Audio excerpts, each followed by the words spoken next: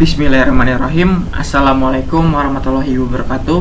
Halo semuanya, selamat datang di channel gua Fixploitation 3. Jadi pada video kali ini gua bakal sharing atau berbagi sekaligus demonstrasi tentang tool Aerolib NG gitu. Nah, jadi tool ini itu apa, fungsinya untuk apa, nanti gua bakal bahas dalam sebuah materi. Nah, di sini disclaimer bahwa video ini gue bikin pure hanya untuk edukasi doang atau sebagai bahan pembelajaran. Jadi tolong jangan salah gunakan informasi yang gue sampaikan ini untuk tujuan yang gak baik atau merugikan pihak lain gitu. Nah, di sini seperti biasa kita harus mempersiapkan persyaratan gitu. Yang pertama ada sistem operasi Linux. Gue pakai Kali Linux. Nah, lu boleh pakai apa aja Linuxnya. Boleh pakai Ubuntu, Debian, Parrot, Arch, Manjaro, Fedora dan sebagainya. Suka-suka lu, nggak harus Kali Linux. Nah, yang kedua ada adapternya. Di sini gue pakai TP-Link TLWin722N yang V2. Terus yang ketiga kita harus nyiapin toolnya, ada si Aircrack sekaligus ada SQLite 3. Nah, fungsinya si Aircrack ini untuk dari segi crackingnya atau capture handshake-nya. Terus untuk SQLite 3 ini nantinya untuk mengelola sebuah database gitu, untuk mengatur isi databasenya. Nah, yang keempat ada labnya atau target wifi yang bakal kita uji coba gitu.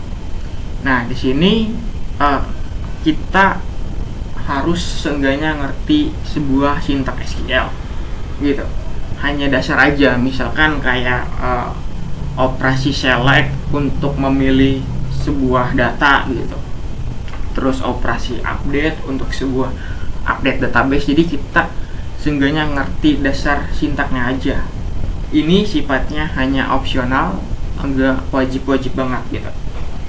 Nah, sebelum ke prakteknya, di sini gue punya materi, bakal gue bacain dulu biar lebih afdol gitu.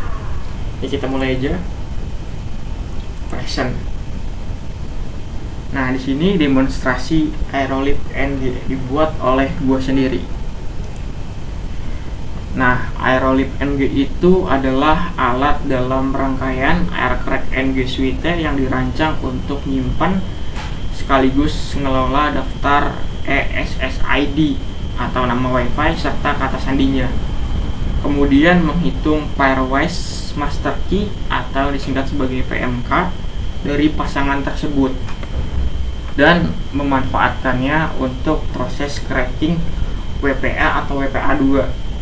Nah, tool ini itu menggunakan sebuah database namanya itu SQLite 3 yang ringan sebagai media penyimpanannya. SQLite 3 ini tersedia di sebagian besar platform. Pemilihan database ini didasari pada ketersediaan lintas platform tersebut serta pertimbangan kemudahan dalam segi pengelolaannya, penggunaan memori dan beban penyimpanannya. Nah, jadi tool ini itu merupakan bagian dari Aircrack. Tugasnya untuk membuat atau menghitung PMK dari ESSID serta kata sandinya, kemudian bakal dipakai sama dia untuk proses cracking WPA atau WPA2. Tujuannya untuk mengetahui si passwordnya gitu. Nah, kurang lebih nanti fungsinya sama kayak tool Kaupati gitu, kalau lu udah nonton video gua tentang Kaupati. Nah, selanjutnya di sini ada apa itu PMK. Nah, PMK disingkat sebagai ini, pairwise master key, adalah kunci kriptografi utama yang dihasilkan selama proses autentikasi antara perangkat klien dan akses point pada jaringan peer kabel atau WiFi yang menggunakan protokol keamanan WPA, WPA2 atau WPA3. PMK dibuat dari passphrase atau pre-shared key atau yang disingkat sebagai PSK. Nah, sebagai info aja, WPA ini itu punya dua modelan atau dua tipe. Ada yang pakai PSK, ada juga pakai yang sertifikat. Kalau PSK ini namanya WPA personal. Kalau yang pakai sertifikat itu dia enterprise atau pakai server radius gitu. Nah, jadi kalau yang personal ini sifatnya atau cangkupannya itu hanya skala kecil, kayak wifi rumah, wifi kantor dan sebagainya. Kalau enterprise itu lebih gede skalanya, kayak untuk universitas atau kampus atau industri-industri yang gede lah, itu pakai enterprise. Nah, yang dikombinasikan dengan SSID, jaringan melalui algoritma derivasi kunci PBKDF2, dan berfungsi sebagai dasar untuk menghasilkan kunci sesi unik atau kunci yang bernama PTK gitu. Ini dari PMK dia ngehasilin PTK. Nah, PTK ini dipakai untuk mengenkripsi komunikasi data antara klien dan akses point. Dengan kata lain, PMK adalah kunci intinya atau kunci induknya gitu, yang memastikan keamanan dan integritas koneksi WiFi sebelum komunikasi data dienkripsi secara penuh. Gitu. Kurang lebih si PMK ini merupakan kunci intinya dari kunci-kunci bawahannya gitu. Selanjutnya, di sini ada bagaimana PMK itu dibuat atau dihitung. Nah, PMK dihitung menggunakan sebuah rumus. Nah, rumusnya itu sebagai berikut. Jadi PMK sama dengan fungsi PBKDF2 pemaksa 1 pas parse SSID 4096 256 tutup kurung. Nah, di sini keterangannya, yang pemaksa 1 ini merupakan sebuah algoritma gitu, algoritma hash yang dipakai sama ini fungsi PBKDF2 untuk mengubah suatu data menjadi hash yang aman atau yang enggak kelihatan gitu bentukannya. Nah, terus ada pas parse, ini itu merupakan sebuah password WiFi yang kita inputkan atau kita masukkan dalam kita masuk ke dalam jaringan WiFi tersebut gitu. Nah, terus ada SSID, ini nama WiFi-nya. Terus ada 4096, ini merupakan sebuah iterasi atau yang lebih lengkap itu proses hashing dilakukan berulang kali sebanyak sekian kali gitu. Jadi enggak di hash hanya sekali tapi nyampe 4096. Selanjutnya ada 256 bit, ini itu panjang kunci hasil akhir si PMK-nya, yaitu sepanjang 256 bit atau setara dengan 32 byte. Selanjutnya, di sini ada faktor-faktor yang membuat perhitungan PMK itu sangat berat atau sangat mahal dalam hal komputasi gitu. Nah, yang pertama, PMK itu PBKDF2 sifatnya intensif, yaitu PMK dihitung menggunakan fungsi PBKDF2 maksa 1 yang secara desain itu membutuhkan ribuan iterasi atau perulangan, biasanya sebanyak 4096 iterasi. Nah, setiap iterasi itu panggil si hash ini, kemudian dia itu membutuhkan waktu yang sangat lama gitu atau signifikan. Inilah yang menyebabkan si PMK itu sifatnya mahal dalam hal komputasi, karena dia butuh iterasi yang sangat banyak. Yang kedua, input variable. Nah, PBKDF2 ini menggunakan inputan yang berasal dari ini pas parse plus SSID-nya sebagai inputan ya, sehingga setiap kombinasi yang berbeda harus dihitung lagi atau ulang dari awal, sehingga tidak bisa di catch atau di dipakai ulang lah sepenuhnya jika SSID-nya berbeda gitu. Semisalkan ada SSID bernama A dengan password 1-8, terus ada SSID B dengan password yang sama 1-8, itu nggak bisa dipakai lagi PMK-nya, kecuali si nama WiFi-nya sama, passwordnya juga sama gitu. Itu baru bisa dipakai lagi atau di catch. Selanjutnya, yang ketiga, outputnya panjang. Hasilnya adalah kunci sepanjang 256 bit yang membutuhkan lebih banyak operasi dibandingkan kunci pendek biasa lainnya, seperti 192 bit dan turunannya. Jadi kunci ini merupakan sebuah kunci yang sulit buat di-crack. selanjutnya tidak ada shortcut. Nah, proses derivasi kunci ini sengaja dibuat lambat untuk mencegah serangan yang namanya brute force attack. Nah, fungsi ini itu buat memperlambat serangan brute force attack, sehingga si penyerang atau attacker tidak mudah untuk mengetahui si password aslinya yang sudah di-hash. Kayak gitu. Itu faktor-faktor yang membuat perhitungan PMK sangat berat. Selanjutnya, kenapa PMK penting dalam proses cracking? Itu ada alasannya si PMK ini. Nah, itu merupakan turunan utama dari password. PMK adalah kunci kriptografi 256 bit yang diturunin langsung dari passwordnya atau keatasan di WiFi, dan SSID melalui fungsi PBKDF2. Yang kedua, PMK merupakan dasar verifikasi kunci. PMK adalah syarat secret yang digunakan untuk menghasilin PTK gitu. Nah, PTK ini kunci yang dihasilin dari PMK, yang kepanjangannya itu Pairwise Transition Key selama proses four-way handshake. Yang ketiga, PMK memungkinkan perhitungan MIC. Nah, PTK menghasilkan sebuah subkunci nantinya. PTK yang berasal dari PMK digunakan untuk menghitung MIC, Message Integrity Check. MIC inilah yang menjadi hash yang ditangkap oleh penyerang. Nah, terus selanjutnya PMK itu dipakai sebagai tujuan cracking. Nah, proses cracking atau jenis serangannya itu seperti dictionary attack atau brute force attack adalah jenis serangan yang mencoba menebak password. Nah, itu PMK menghitung ulang si PMK dan MIC untuk setiap tebakan. Kayak gitu. Nah, selanjutnya verifikasi password. Jika MIC hasil perhitungan tebakan cocok dengan MIC yang ditangkap atau yang di-capture, itu membuktikan bahwa PMK yang dihasilkan dari password tebakan tersebut itu benar, sehingga passwordnya ditemukan. Itu kenapa si PMK itu penting banget dalam proses cracking. Jadi dia menghasilkan PTK.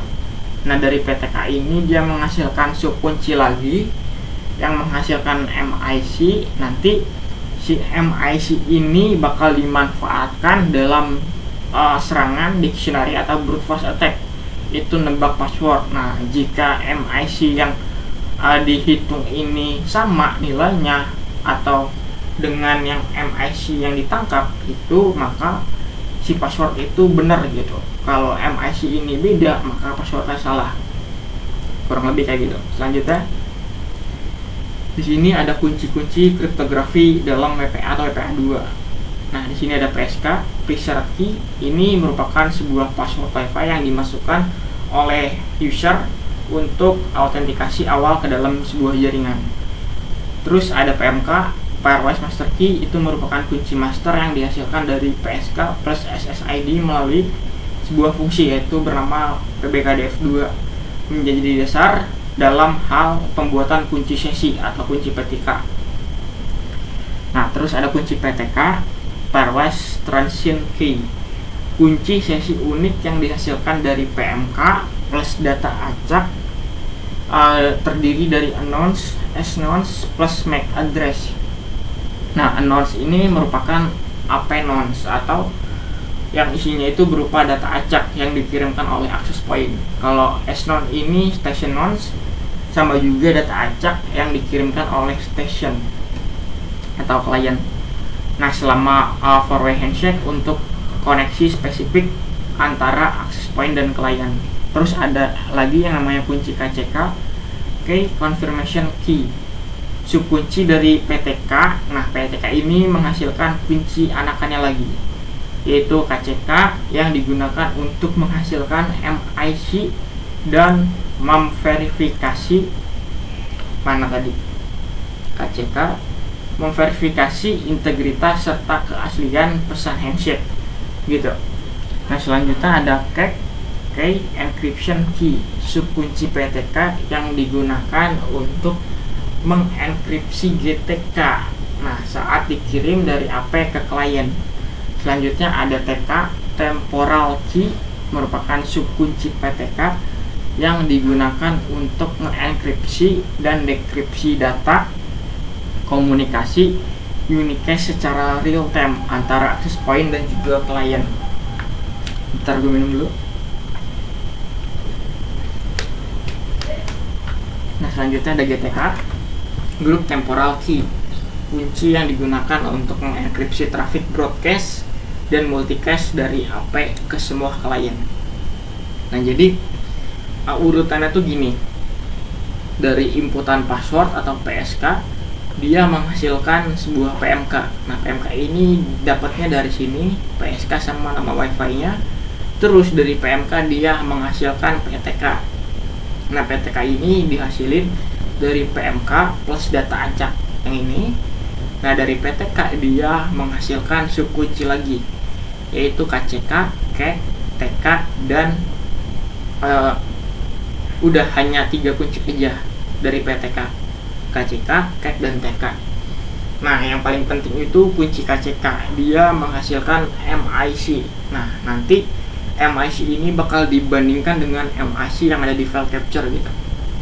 Nah, nanti bakal dimanfaatkan dalam serangan brute force atau serangan dictionary. Selanjutnya, di sini ada proses four-way handshake. Nah, ini ada ilustrasinya. Nah, bagian sebelah kanan ini access point, sebelah kiri ini station atau STA atau klien gitu. Dari AP ini dia membuat sebuah PMK. Nah, PMK ini dapatnya dari password yang udah disetting sama si adminnya sekaligus sama nama dia gitu. Dia ngebikin PMK terus ngirim announce ke sini. Ini tahap M1 atau frame 1 dari EPOL. Dia ngirim announce ke STA. Selanjutnya STA ngebuat PMK sama aja kayak ini. Dari password sekaligus SSID-nya gitu. Sekaligus melalui fungsi PBKDF2 gitu. Diiterasi sebanyak 4096 kali. Nah, dia ngebuat PMK dari situ, terus dia ngebikin PTK. Nah, PTK ini dia dari sini, dari announce plus PMK yang udah dibikin gitu.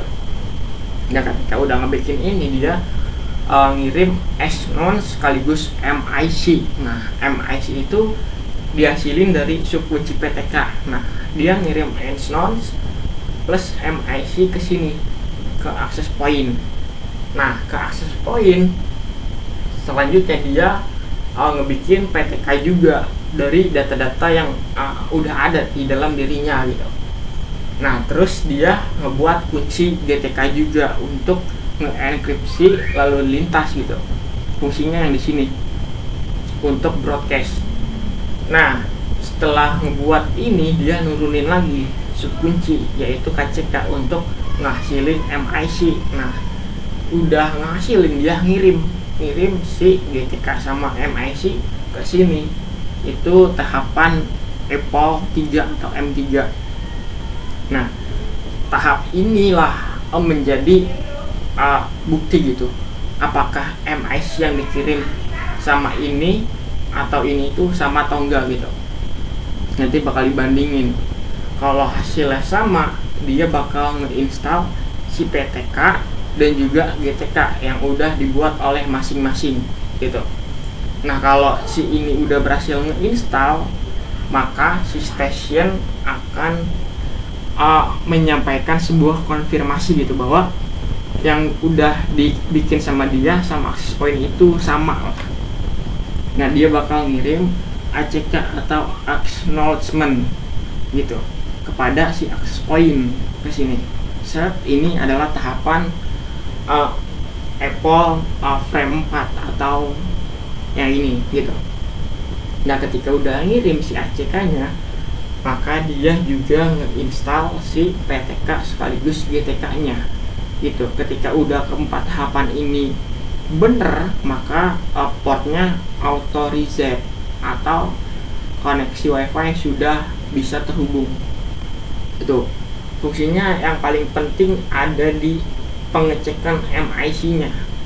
kalau MIC yang dihasilkan dari PTK ini sama dengan si access point, maka dia langsung ke tahap install PTK-nya sekaligus GTK. Kalau di tahap perbandingan ini gagal, maka koneksinya nggak bakal terhubung gitu. Itu proses four-way handshake. Nah, untuk lebih jelasnya lagi di sini ada keterangannya. Yang pertama itu Apple M1 yang mengirim announce atau data acak kepada klien sebagai angka acak untuk membantu proses pembentukan kunci enkripsi PTK gitu. Nah, data announce ini fungsinya untuk membantu si stasiun untuk membuat PTK. Yang kedua, Apple M2, klien mengirim announce plus MIC ke access point untuk membuktikan bahwa ia memiliki PMK yang benar. Nah, Apple M3 mengirim GTK plus MIC ke klien agar klien bisa memasang PTK dan GTK sebagai kunci enkripsi komunikasi. Dan terakhir, Apple M4 klien mengirim ACK kepada AP sebagai tanda bahwa semua kunci berhasil dipasang atau diinstal dan koneksi WiFi sudah aman atau bisa dihubungkan gitu. Itu proses four-way handshake. Selanjutnya, di sini ada syarat equal frame untuk verifikasi pasparse WiFi.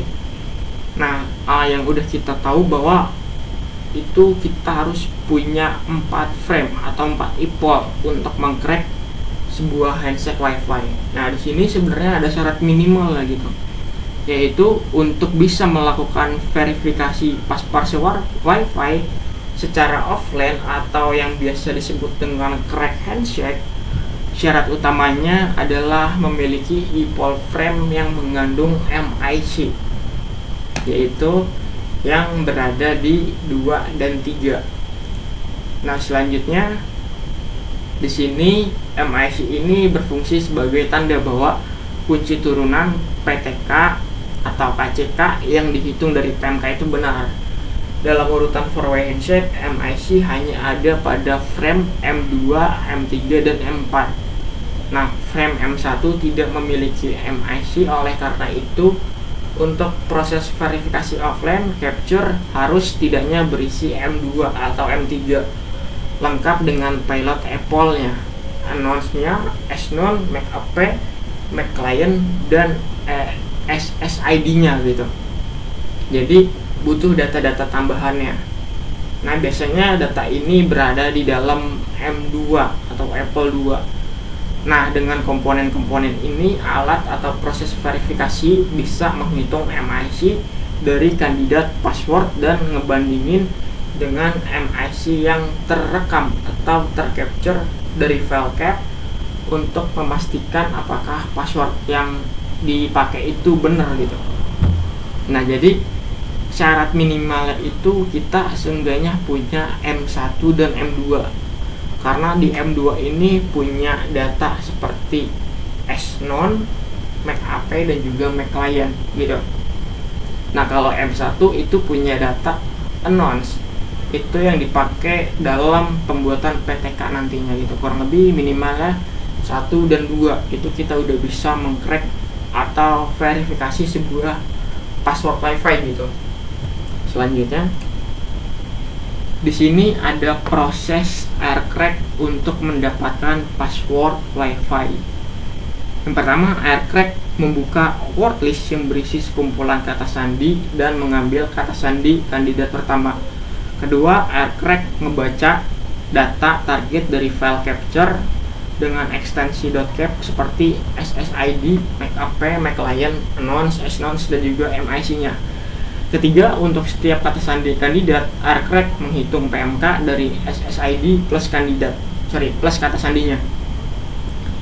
Yang keempat, dari PMK, announce, SNONCE, MAC, aircrack membuat PTK.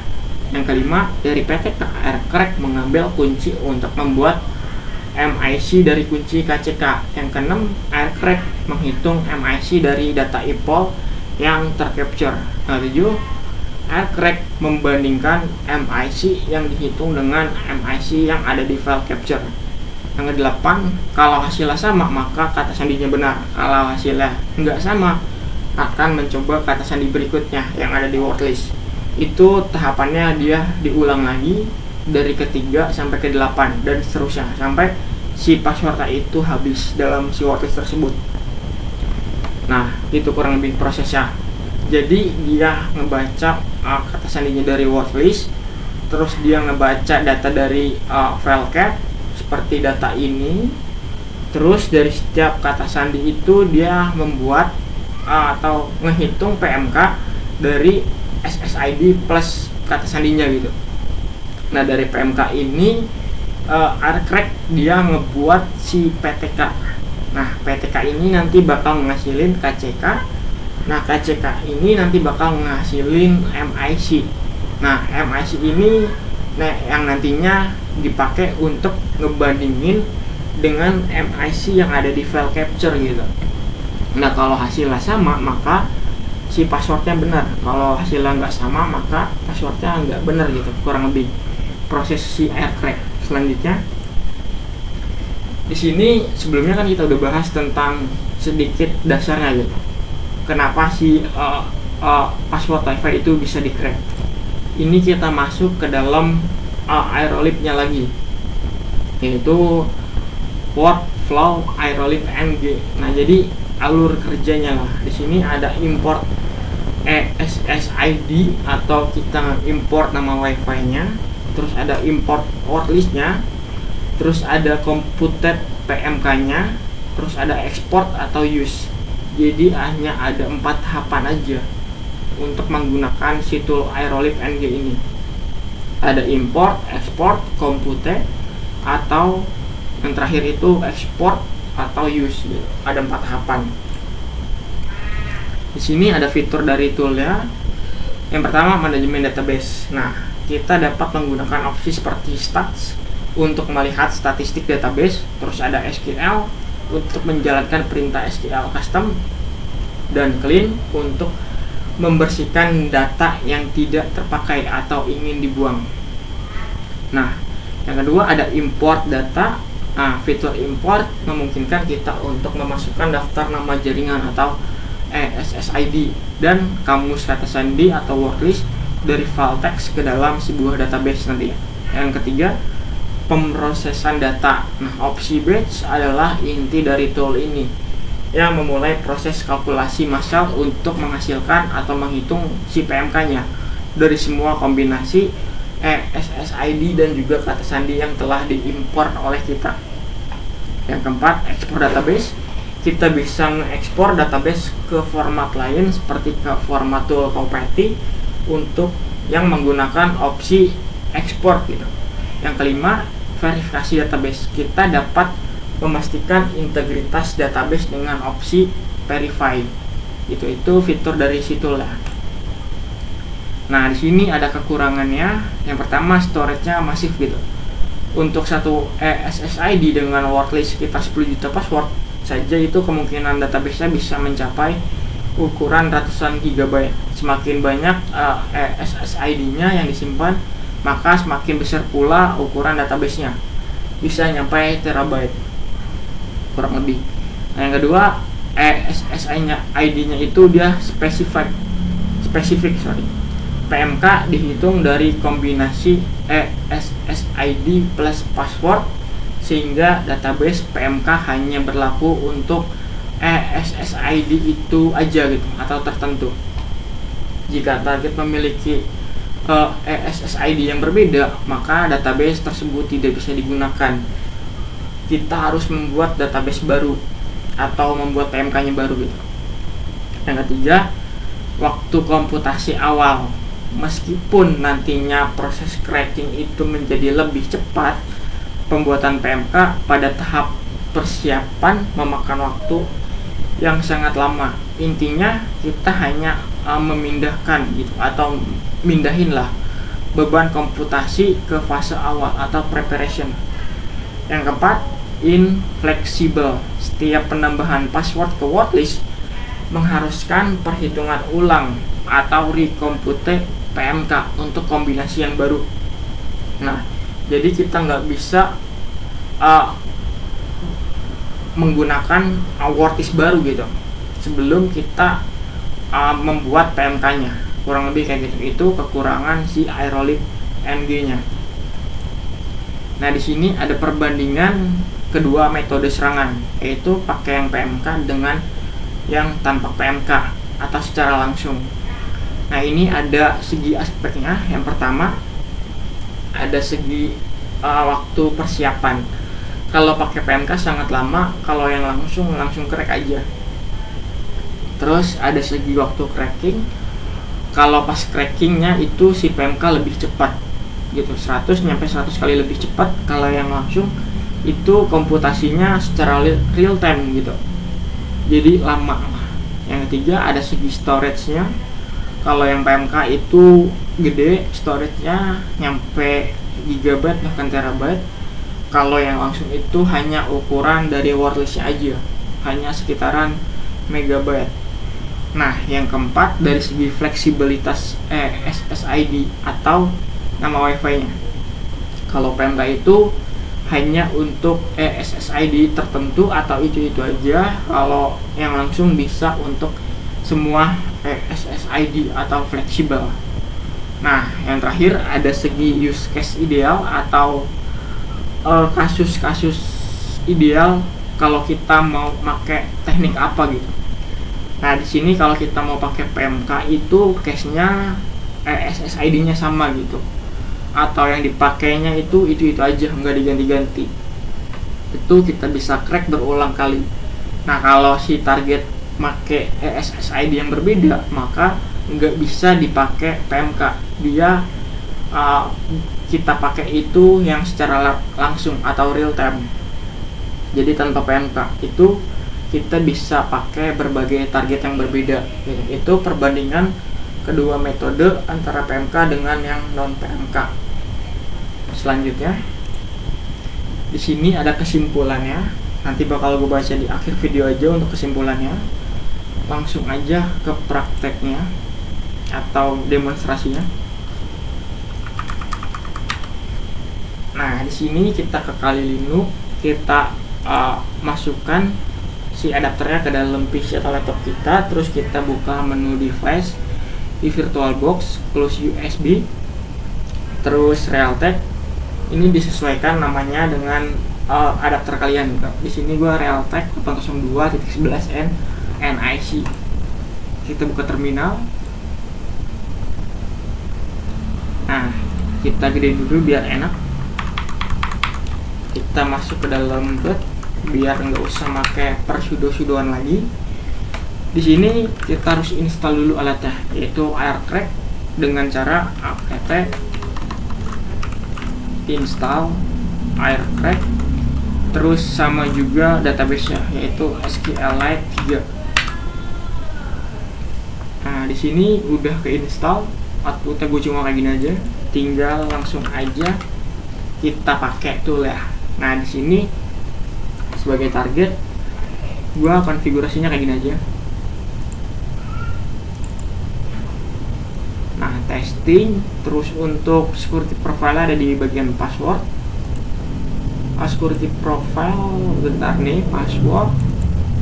Nah, untuk passwordnya nggak bakal gua kasih tahu, bakal tahu di pas proses cracknya aja gitu.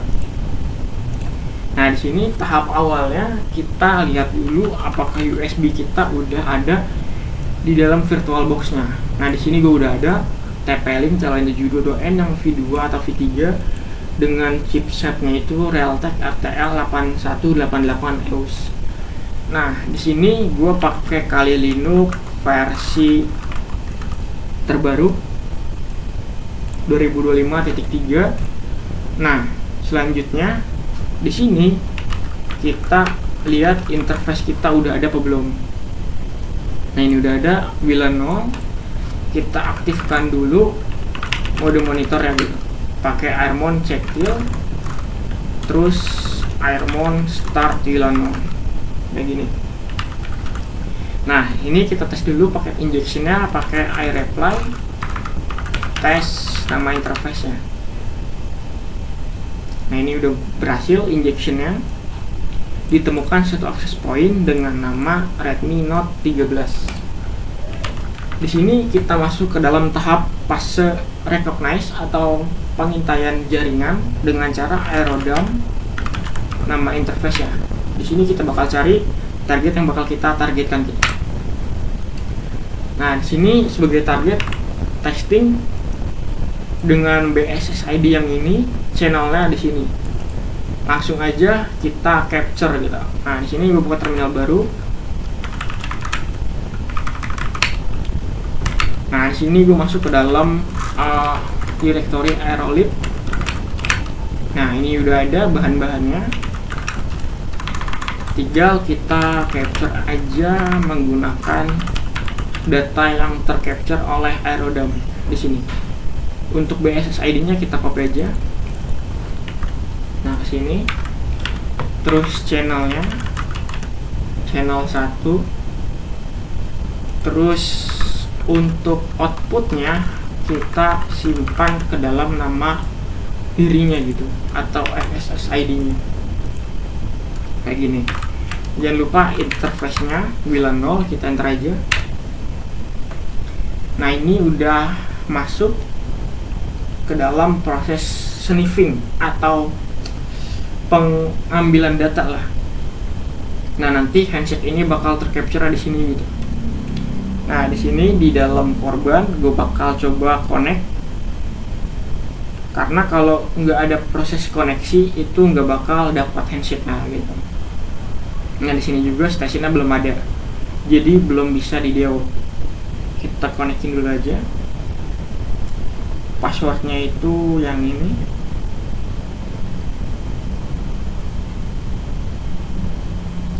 Nah, ini udah berhasil terhubung ke dalam Wi-Fi-nya. Kita kontrol C. Dan di sini juga udah terdapat handshake-nya, WPA handshake for alamat MAC ini. Nah, di sini kita ls. Nah, file ini nantinya yang bakal kita targetkan itu .cap.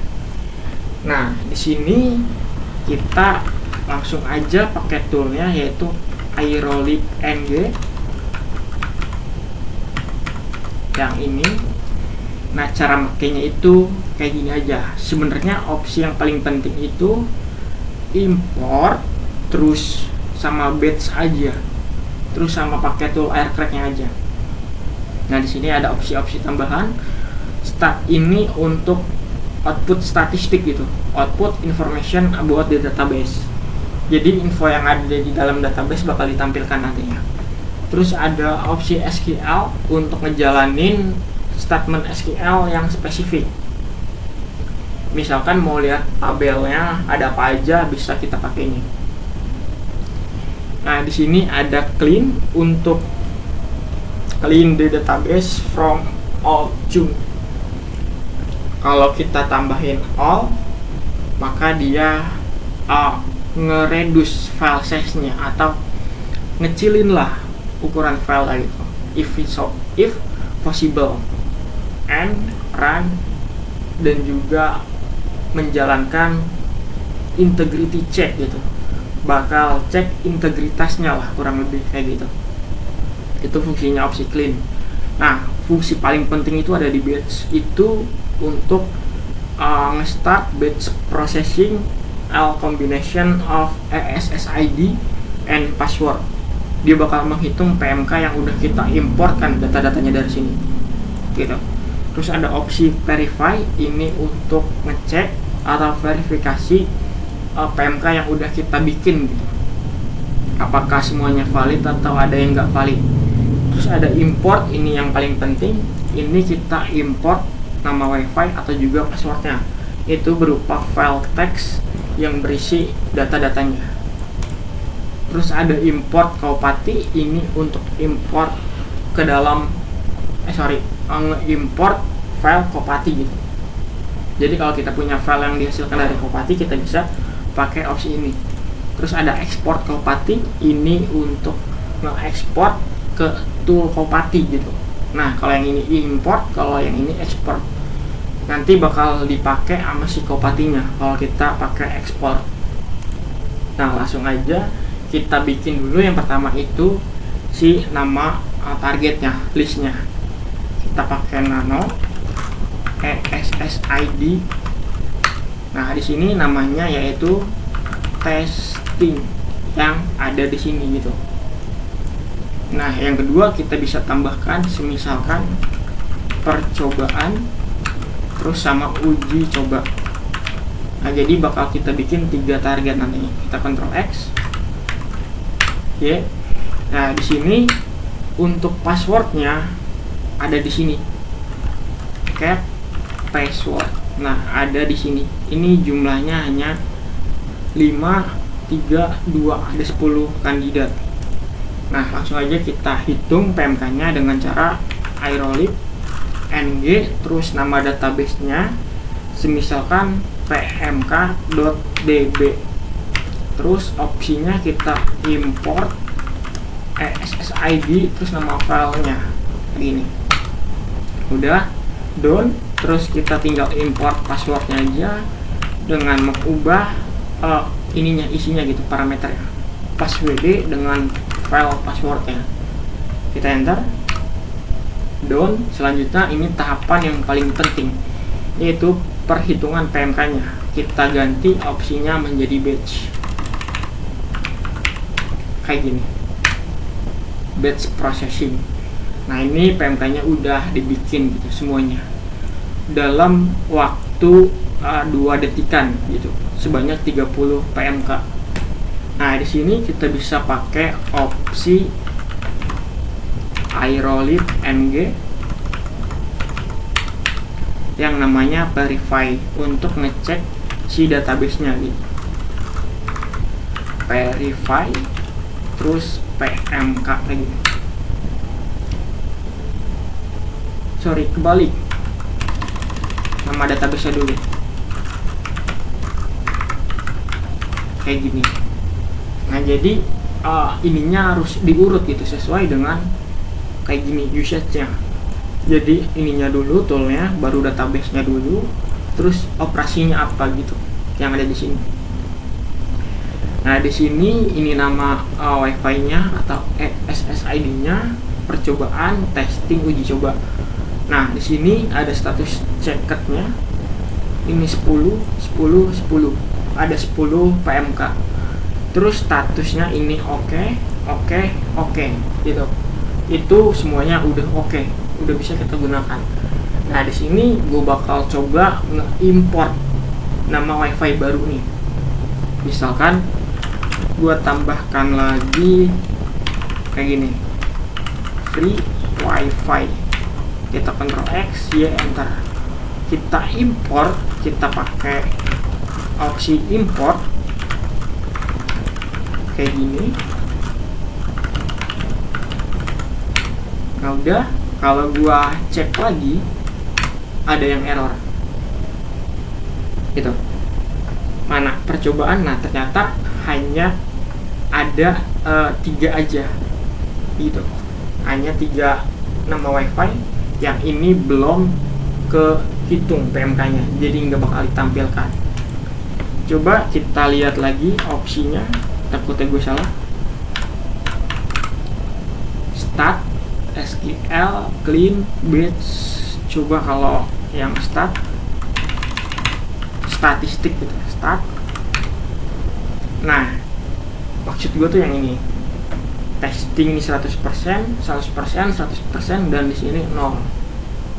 Nah, ini belum dihitung gitu si PMK nya. Kita pakai stats. Kalau verify ini dia itu hanya untuk ngecek valid atau enggaknya gitu. Misalkan ada PMK yang korup sifatnya, itu kita bisa pakai opsi ini. Nah, selanjutnya di sini gue udah ngebikin sebenarnya si database-nya gitu, yang ini. Kita MV dulu namanya, kita rename pakai MV, kita ganti kayak gini. Nah, ini itu jumlah passwordnya sekitaran yang ada di dalam wordlist ini. Ini ada 4801 password gitu yang ada di dalam database ini, database.db. Nah, selanjutnya di sini kita langsung aja kita pakai si PMK yang udah kita hitung, kita pakai ke dalam tool aircrack-nya, yaitu kita pakai opsi R. Ya, yaitu yang ini. Bentar, opsi R, mana opsi R nih, path to Aerolib NG database gitu. Path lokasinya. Nah, di sini kita nggak boleh menggunakan opsi ini gitu, diikuti dengan min W. Jadi pure hanya min R, terus database-nya apa, terus diikuti dengan file cap-nya. Sebagai contoh, di sini file cap-nya yang ini kita copy. Nah, di sini langsung aja rcrack, terus file cap-nya min R, nama database-nya itu yang ini. Gitu. Nah, kalau gue pakai database yang udah gue bikin, yang mana sih tadi, apmk.db, dia kagak bakal ditemukan soalnya passwordnya nggak ada di dalam listnya gitu. Outputnya cuma kayak gini. Tuh, ada rcrack 1.7 aja. Kalau gue ganti jadi database yang udah gue bikin sebelumnya, passwordnya kayak gini, prosesnya gitu. Keyphone bintang 12345 6 bintang gitu. Itu lebih cepat kalau kita pakai min R. Kalau kita pakai min W, terus nama wordlistnya misalkan yang probable tadi, ini butuh waktu gitu, sekitaran berapa detik ini. Nah, 3 detikan. Kalau kita pakai min R, kita tes berapa, cuma nggak nyampe 1 detik, 0,30 second. Loh, bayangin kalau kita make wordlist yang gede gitu. Nah, cuman ini itu hanya mindahin proses komputasi ke awal aja gitu, jadi kesananya enak gitu. Nah, di sini selanjutnya kita udah berhasil dapat passwordnya gitu, yang ini. Nah, di sini bakal gua coba gua ganti si targetnya menjadi nama yang berbeda gitu. Kita ke Wi-Fi interface. Nah, ini testing, kita ganti jadi percobaan. Bentar. Percobaan, apply, oke. Dan untuk passwordnya kita ganti juga menjadi yang ini. Kita copy ke sini, ke security profile. Nah, yang ini kita ganti, apply, oke. Nah, di sini kita masuk ke tahap pengintaian lagi atau recognize. Kita pakai tool Aerodam. Nama interface-nya apa? Nah, di sini anunya udah keganti nama wifi-nya, yaitu menjadi percobaan. Nah, di sini kita tangkap lagi handshake-nya pakai BSSID atau MAC address-nya. Kita copy, paste, terus channelnya berapa gitu. Channelnya 1, terus outputnya mau disimpan ke mana gitu. Ini nama wifi-nya aja, kita paste, enter. Nah, di sini belum ada station atau klien yang terhubung. Bakal coba gue konekin.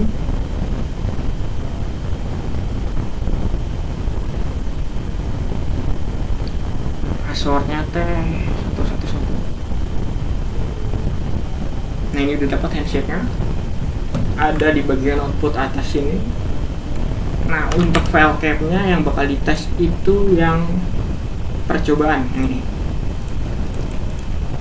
Copy. Nah, di sini kita bakal tes lagi pakai rcrack yang pakai opsi min R dengan mengganti file cap-nya aja. Kayak gini. Percobaan 01.k, terus nama database apa? Kita enter. Nah, di sini passwordnya ditemukan 0 yang 4 kali, 1-nya 4 kali gitu. Jadi kesimpulannya si tool Aerolib NG ini bisa untuk multiple SSID gitu, banyak gitu targetnya. Beda dengan yang Kopati. Kalau Kopati ini dia pakai tool GenPMK untuk membuat PMK-nya. Jadi dia hanya satu target. Sebenarnya kerjanya sama sih gitu. Dia bisa multiple, cuman banyak gitu nanti. Nah, di sini kan minf dictionary file, outputnya apa, ininya apa gitu. Sebenarnya untuk segi perhitungan PMK-nya sama aja sebenarnya, lama prosesnya. Cuman kalau si irolib ng ini disimpan ke dalam database yang berisi list ESSID plus pas parsenya atau password gitu. Itu kelebihan si irolib ketimbang Copati. Itu bisa nge-attack semua target dan bisa dipakai berulang kali. Itu preview aja. Nah, selanjutnya di sini kita bisa manfaatkan opsi yang namanya SQL.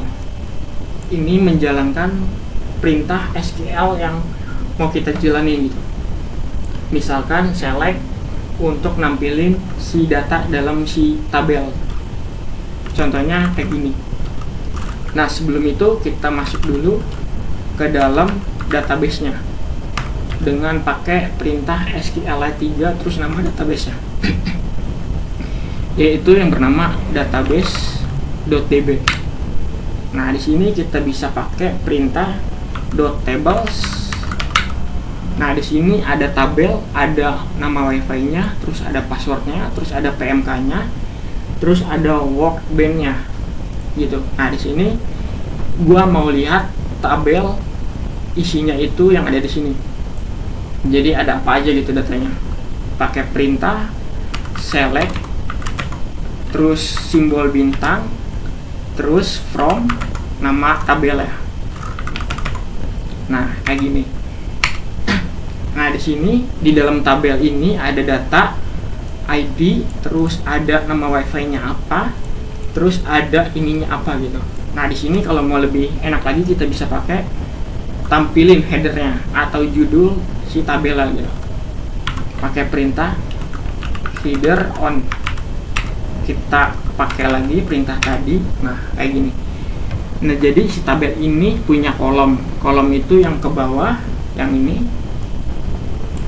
Nah, ESSID, ID ini ID-nya 1 sampai 4, terus ESSID ini nama wifi-nya, testing, uji coba, percobaan, free wifi, terus ada prioritasnya, ada 64 gitu. Ini tabel si ESSID. Nah, di sini kita bisa lihat skemanya dari si database ini gitu, yang dibikin oleh irolib dengan cara skema kayak gini. Nah, jadi dia ngebikin tabel ESSID pakai ini gitu aturannya. Ini nama kolomnya yang dibikin, terus tipe datanya, terus aturannya gitu. Terus ada ini lagi nama kolomnya, terus tipenya apa, prionya berapa gitu. Defaultnya 64. Itu kurang lebih skemanya kayak gitu. Skema ini merupakan struktur database-nya, dibikinnya gimana, dan ininya apa-apa aja gitu. Itu fungsi dari skema. Nah, di sini kita udah tahu skemanya itu kayak gini. Kita exit aja. Nah, semisalkan di sini gua mau lihat jumlah passwordnya gitu, ada berapa di dalam database-nya. Kita bisa pakai irolib ng terus database-nya. Nah, di sini kita pakai SQL, kita jalanin SQL ya, yaitu kita pakai select, kita pakai fungsi on kayak gini. Nah, terus di sini kita pakai from terus ESSID. Nah, kayak gini. Nah, ini kayaknya salah. On. Nah, kayak gini. Kita enter. Nah, di sini ternyata nama wifi-nya gitu ada 4. Dan untuk passwordnya itu ada sebanyak 4001 password gitu. Kita bisa pakai perintah ini. Misalkan kalau kita mau lihat si nama wifi nya ada apa aja, kita bisa pakai select terus wildcard from nama tabel ya.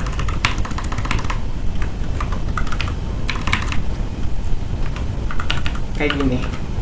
Nah, ini outputnya langsung rapi kalau kita pakainya di sini. Terus ada password. Nah, ini passwordnya. Terus ada PMK tadi tabelnya. Nah, ini PMK ini yang paling penting itu. Nah, ini yang udah dihitung. Ini bentukannya binary kalau nggak salah. Jadi nggak kebaca gitu.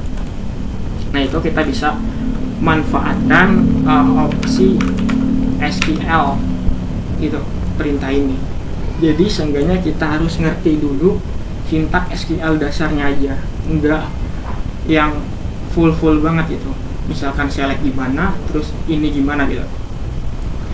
Nah, di sini sebagai contoh gua bakal ubah data gitu. Misalkan kita masuk dulu ke dalam database-nya. Nah, di sini kita ubah data itu, pakai perintah yang namanya update. Database itu update, misalkan si data tabelnya itu ada di sini. Nah, where kolomnya mau apa yang di update, yaitu ini. Terus value-nya apa, isi barunya gitu datanya. Misalkan tadi kan ada testing, uji coba, percobaan, dan free wifi. Kita ganti yang testing menjadi nama baru, misalkan wifi gratis kayak gini. Terus update SSID SSID sama dengan wifi gratis. Nah, di sini gua lupa perintahnya. Nah, di sini udah ada contekannya di dalam SQL file nih. Nah, di sini kalau kita update, dia pakai kayak gini. Update nama tabela, set kolom. Kita set dulu di sini.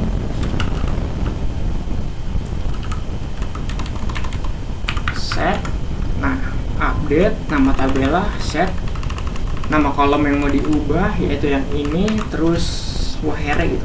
Where dimana kolomnya sama dengan siapa gitu. Misalkan sama dengan testing.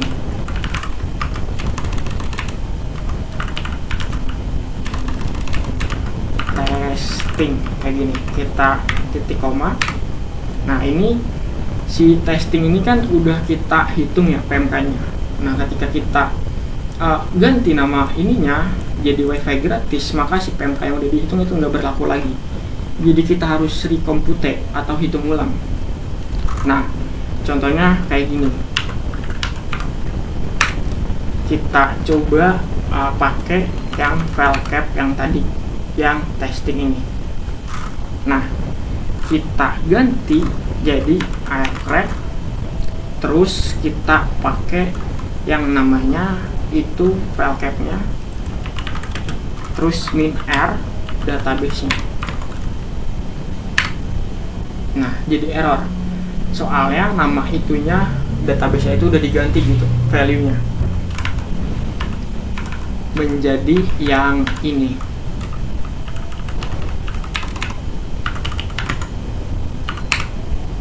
Jadi wifi gratis. Tadi aturan di sini testing udah diganti. Nah, solusinya kita harus pakai opsi batch lagi kayak gini. Itu bakal menghitung ulang untuk si PMK ini gitu, biar bisa dipakai lagi. Itu segi kekurangan PMK attack. Nah, udah mungkin itu aja sih video kali ini tentang tool Aerolib NG ini. Nah, sebelum gua tutup, gua baca dulu kesimpulannya. Nah, tool ini itu adalah tool yang membuat database PMK siap pakai dengan menyimpan di dalam database SQLite 3, sehingga tidak perlu menghitung PMK berulang kali saat proses cracking WiFi.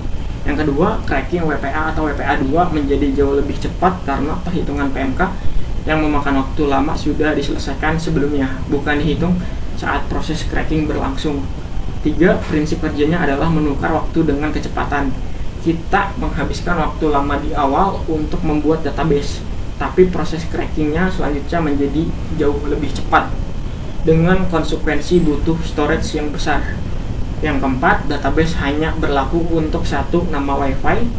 SSID tertentu sangat berguna jika sering crack WiFi dengan nama yang sama, tapi tidak efisien jika target WiFi selalu berbeda-beda.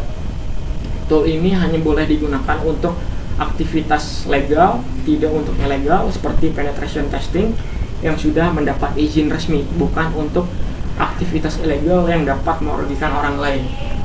Nah, mungkin itu aja yang bisa gue sampaikan. Apabila ada kekurangannya dalam video ini, gue mohon maaf. Cukup sekian dari gue. Assalamualaikum warahmatullahi wabarakatuh.